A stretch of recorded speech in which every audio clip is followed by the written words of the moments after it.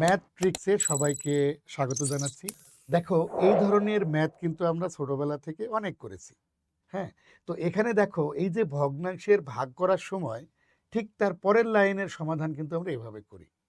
কিন্তু আমরা কি কখনো ভেবে দেখেছি যে এই ভাগটা কেন এখানে গুণ হলো? আজকে মূলত এই বিষয়টা ক্লিয়ার করার জন্য আমি তোমাদের সামনে দাঁড়িয়েছি। চলো এই বিষয়টা আমরা একটু ক্লিয়ার হয়ে নেই। দেখো, এই লাইনটা আমি কেটে দেই।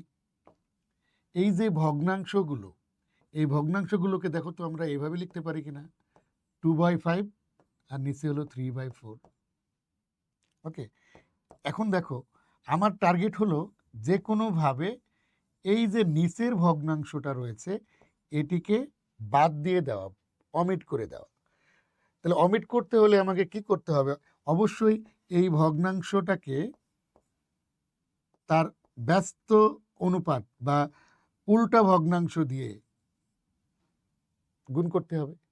তাহলে কি হলো দেখো, এই যে 4 আর 4 কাটা গেল, 3 এবং 3 কাটা গেল।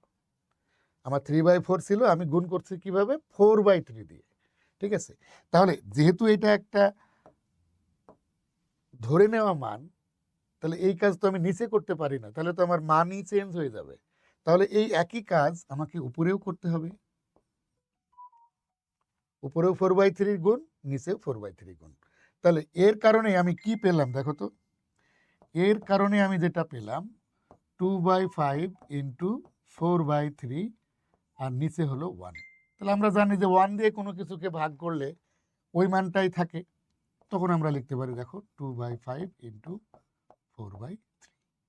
এ কারণেই এই যে ভাগের অঙ্কটা দেখো এখন গুণ হয়ে গেছে। কিন্তু নিয়মটা কি আমরা সবাই জানি যে কি করতে হয়, যে ডান পাশের যে ভগ্নাংশ থাকে ওটাকে উল্টে দিতে হয়। কিন্তু কেন এটা উল্টে যায় সেটা মনে হয় আমার আগে জানা ছিল না, এখন অবশ্যই এটা ক্লিয়ার হয়েছে। এরপরে যথারীতি জাস্ট লবের সাথে লব আর হরের সাথে হর যদি আমরা গুণ করে দেই, তাহলে কত? 2 ইন্টু 4 আর এখানে হলো 3 ইন্টু 5, তার মানে 15। এটি হয়ে যায় অ্যান্সার। ওকে, তার মানে কি এই বিষয়টা আমরা প্রতিনিয়তই প্র্যাকটিস করেছি, কিন্তু হয়তো অনেকেই আমরা জানতাম না এটা কিভাবে করতে হয়।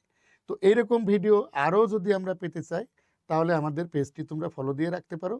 এরকম আবারও ভিডিও আমরা সামনে খুব শীঘ্রই সামনে নিয়ে আসবো। ততক্ষণ পর্যন্ত সবাই ভালো থাকো।